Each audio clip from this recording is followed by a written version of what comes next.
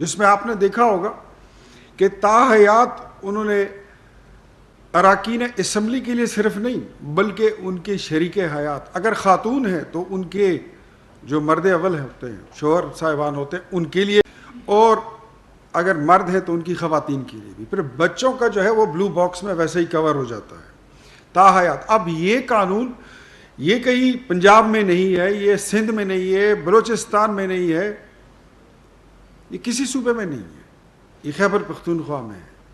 یہ وہ لوگ یہ سب کچھ کر رہے ہیں جو کہتے ہیں کہ ہم اشرافیہ کے خلاف آئے ہیں، جنہوں نے اشرافیہ کے دور کے خاتمہ کرنا تھا، اور حضرت عمر رضی اللہ تعالیٰ عنہ کے دور کا انہوں نے ایک اس کی سنگ بنیاد رکھنی تھی. نیا پختونخوا، نیا پاکستان، انقلاب، امیر اور غریب کے لیے ایک پاکستان، ایک نظام انصاف اور ایک ہی نظام قانون، ایک ہی نظام صحت اور تعلیم.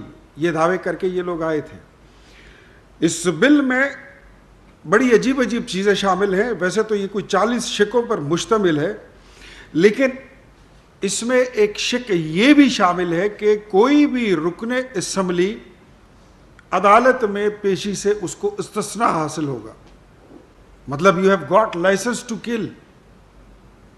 اب کسی بھی عدالت میں، چاہے وہ سپریم کورٹ ہو، چاہے وہ ہائی کورٹ ہو، چاہے وہ سیشن کورٹ ہو، لوور کو، کسی بھی عدالت میں، وفاقی محتسب کا اس کی عدالت ہو، اس میں آپ کو پیشی سے استثناء ہے. اور ساتھ ہی ساتھ مرضی ہے ممبر کی کہ وہ اسمبلی میں جاتے ہیں تو بھی ٹھیک ہے، نہیں جاتے ہیں تو بھی ٹھیک ہے. یہ امیونٹیز تو میرے خیال میں کہیں صدر مملکت کو حاصل تھی. یہ صوبائی اسمبلی میں سہیل آفریدی صاحب اور ان کی کابینہ یہ کیا کچھ کر رہے ہیں، سمجھ نہیں آ رہی ہے. 8 کلاشنکوفوں کے لائسنس، 8 بینگ ممبر اسمبلی. جب ہم وہاں پر تھے تو وہاں پر 2 لائسنسوں کی اجازت تھی کہ آپ وہ رکھ سکتے ہیں. اب وہ 8 پہ پہنچ گئے. اب مجھے یہ بتائیے کہ جس کے پاس 8 کلاشنکوفوں کے لائسنس ہوں گے وہ کیا کرے گا؟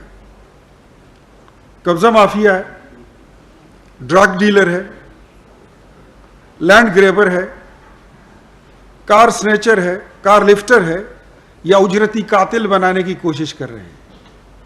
ہم کہتے ہیں کہ ملک کو ڈی ویپنائز کیا جائے. یہ جو آپ نے اسلام آباد میں وہ گروپ کیپٹن عاصم شہید کا واقعہ دیکھا، میرا تو اس کے بعد ذہن یہ بن گیا کہ پورے ملک کو ڈی ویپنائز کرنا چاہیے.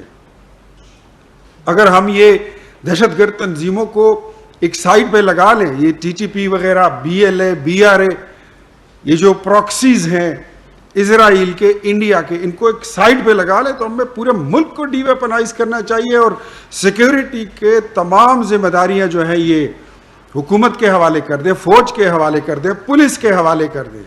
بٹ یہاں پر تو کچھ اور ہی سلسلہ ہے.